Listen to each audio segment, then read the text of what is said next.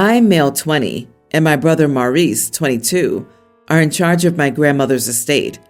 She left us everything, and we're also organizing the funeral.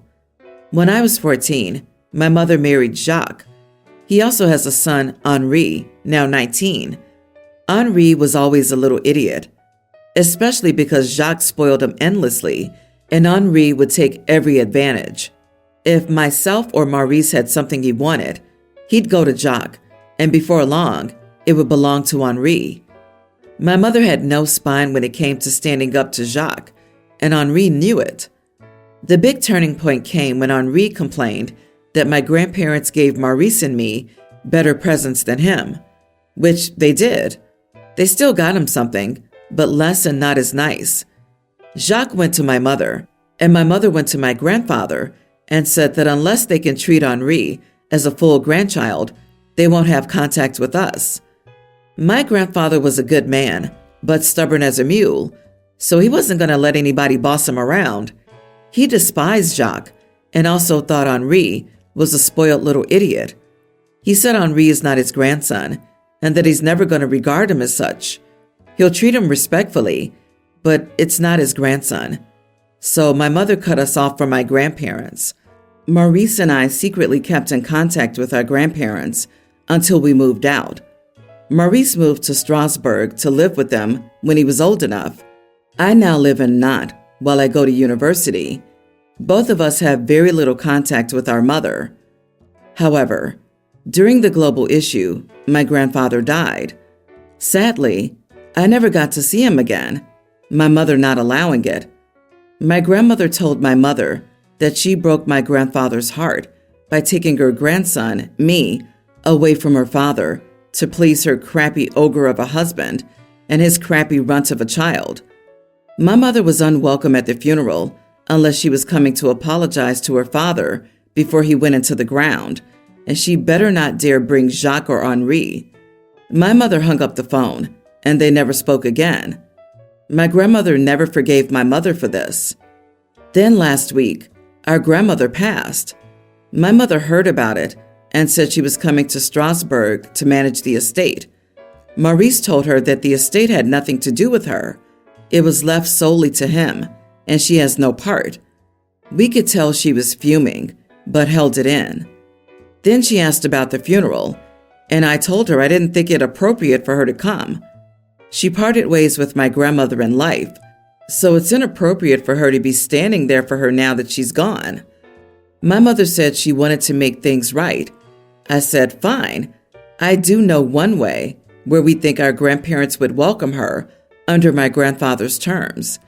If she was coming to apologize, she couldn't bring her ogre of a husband and his goblin child. She started cursing us. We cursed her back and blocked her. Not the idiot. One of the first things she said was that she was coming down to manage the estate. Then she asked about the funeral. That's very telling. And her comment about wanting to come and make it right? With who? She had ample time to make things right when her parents were alive, and she didn't. She can't make things right with her parents if both of her parents are gone. Exactly. Manage the estate? With a moving truck, maybe. It was so cruel of your mother to keep you from getting to see your grandparents for so long. I can understand how it would take a long time, if ever, for you to forgive her. Shifty ogre of a husband and his crappy run of a child? Your grandmother had a way with words. I'd change the keys to the house and any real estate. Make sure you line up the financial assets before the funeral. Delay it if you have to forestall your mother. Once she takes the assets, it can be hard to get them back. One of my uncle's estates was auctioned off like that. It was one of the most infuriating experiences of my life. We had to bid against random people to get a few sentimental items. I disagree. Everyone's the idiot here. Put simply, the grandparents are idiots for treating a stepchild as not theirs at all. It's their choice to treat them worse, but it's also the mom's choice to say, if you don't accept my stepchild, then I don't want to deal with you. And we all know that if the story was that, you would all hate the grandparents. Put simply, nobody comes out here clean. Grandparents treat their stepchild worse than their bio-grandchildren to their faces. Parents ban their children from seeing their grandparents. Bad stepdad and step-sibling. And a woman is being petty blocked from going to her parents' funerals because she sticks up for her stepkid. My fiance, 30 female, and I, 29 male, have been planning our wedding for over a year now. Fiance has a huge family, siblings, tons of cousins, aunts and uncles, second cousins, family overseas, etc. I have a much smaller family. Fiance said from the jump that she wanted us to be financially secure to get married, as it's important for her to include her entire family in the wedding. We're doing pretty well financially, but I still think it's absurd to include so many guests, some of whom aren't even blood relatives, just family friends.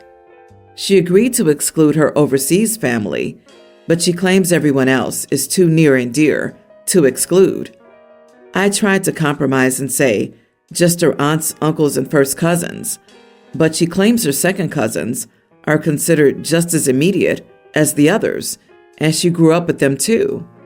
Currently, her guest list is over 60 people, not including her and our friends. I told her to get her list down to 25. My family guest list is literally 9 people, so I think her getting 25 is more than fair. She was upset, saying she has even more than 25 first cousins, and that few guests aren't possible for her. She said we could afford it, and she brought up how I agreed when we got engaged to have a larger wedding. I said that's true, but I didn't know she was so serious about it, and I thought she'd be open to compromise as we continue planning. Spending so much money on a huge wedding doesn't make sense to me, especially since I barely know most of these people. She says she grew up with them, so it's important, but I don't understand why we shouldn't put that money towards something better, like the honeymoon. She's been sulking and talking to her sisters, but I think that I'm being fair. Am I the idiot?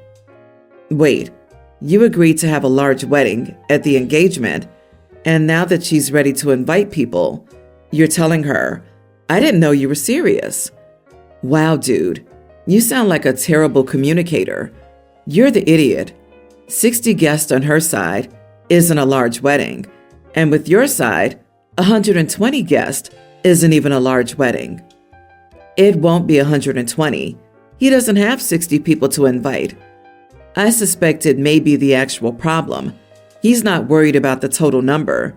He's more worried about the difference in number between her guest and his guest. And there's the problem. He's jealous that it'll become her wedding and not theirs or his because it's an event for her family. I had 120 people at our wedding. Only 13 were on my side. The rest were my husband's. Didn't bother me a bit. It's not a competition. Some families are larger than others, and some are closer to all their family members. It's not a competition. Nothing in a relationship should be a competition. OP, grow up. My mom and I don't get along. She wasn't around much, but we're trying now. She's getting better. Or so I thought. We were at this fancy restaurant, my mom's favorite, and there was this relatively young couple with twin toddlers and another younger kid. There were other families, so they didn't stick out or anything. I just noticed them because we were seated directly beside them. The younger one kept babbling and hitting his spoon against the table. He also knocked over a drink and spilled it all over his mom. When my mom noticed, she gave me a look and said, "You never did that as a baby." I just said, "Okay," and attempted to change the conversation. Then one of the twins had to use the washroom, so Dad took him while Mom and the other 2 kids were still seated. She was taking photos of her kids and told them to say cheese, and the other twin said cheese a little too loudly before erupting into giggles. The younger one thought that was hilarious and started hitting his spoon harder. Mom was trying to take the spoon from him, but the other kid was distracting her too. This upset my mom, and I kid you not, she stood up, walked up to the woman and said, Excuse me, you're in public. Don't bring your children to places like this if you can't control them. Just by looking at you, I can tell that the kids make the rules and you just follow them. People like you give parents a bad name. She then looked at the boy and went, "Behave," real sternly.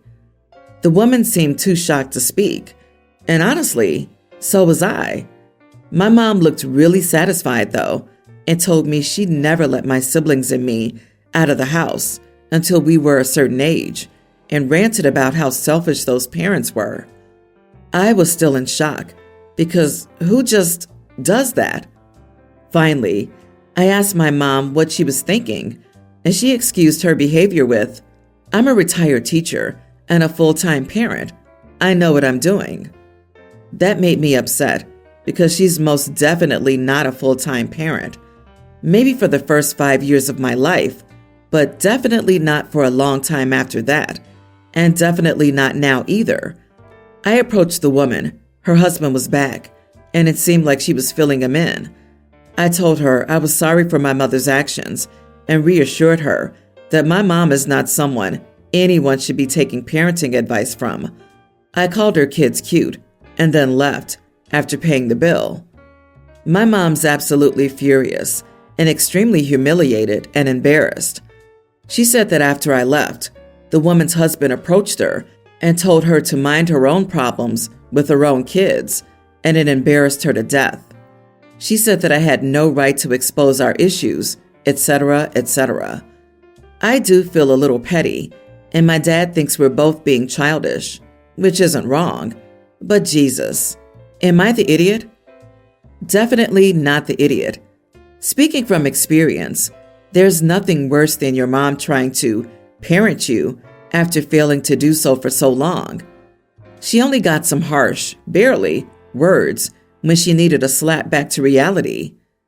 Yep, sounds like she was trying to get on a high horse she's never ridden. Thank you for calling her on her crap, and I know those people appreciate you. Your mother is delusional. She's the one who ruined the dinner and acted childish. While the little kids acted no worse than most little kids, your mom was the adult having a tantrum. I would never go out with my mother again if she acted that way. My girlfriend, Sarah 28, and I 25 female, moved in together about a year ago. We invited my side of the family over for dinner. My nephew, pre-tween, is a walking tornado. As I suspected, despite me already telling my brother that our place is now packed with fragile objects, with decorative items, and that he should keep an eye on his son, my nephew broke a glass statue, more like a sculpture. It was Sarah's favorite item in the house. Sarah and I are honestly tired of my nephew's carelessness around objects in and outside our home. So for the first time, we asked to be paid for the damage done. My brother is furious and thinks I'm being a major idiot and a horrible sister. He says I should consider his finances because we're family. He said he couldn't afford it. I said I was fine with installments, and he still thinks I'm an idiot. Am I? Edit. The statue was quite heavy, actually. I'm surprised he managed to break that in the first place, which to me screams that he's doing this on purpose, which is why I'm extra upset. It was about 5 feet tall, laminated plate glass. He broke it by accidentally hitting the table while he was running, and the table swung, making the statue fall. I didn't see any of it. I just walked into the shattered glass, so I don't know how much of that is true, given that it was heavy. It cost around $4,000, and it was Sarah's favorite. It's not the first time my nephew's destroyed something that Sarah likes. He told me I should consider his finances because we're family.